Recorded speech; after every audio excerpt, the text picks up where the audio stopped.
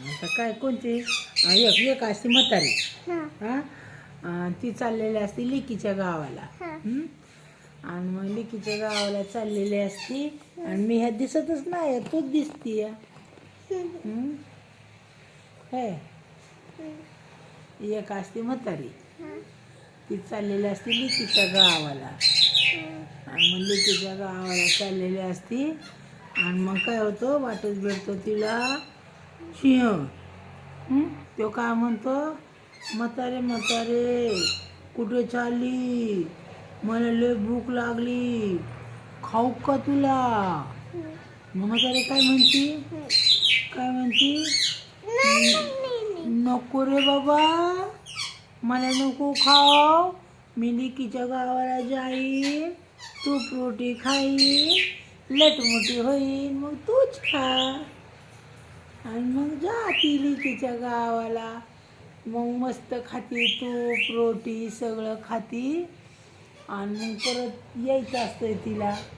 मग म्हणते, आता गं मला तो भाग खाणार आहे, मग आता काय करायचं. मग तिची लेक काय आयडिया करते, थांब म्हणते आता तुला, चप काय आलं वाटायला, इडियट. बघ कसं ऐकलं, थांबलं का नाही गप. तो ऐकते का. अरे फटका देऊ का तुला, फटका देऊ दिशा,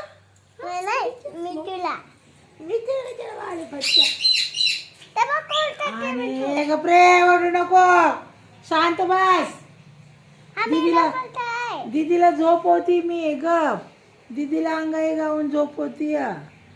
दीदी माझी छान बाई छान, लय आगाव करती घाण.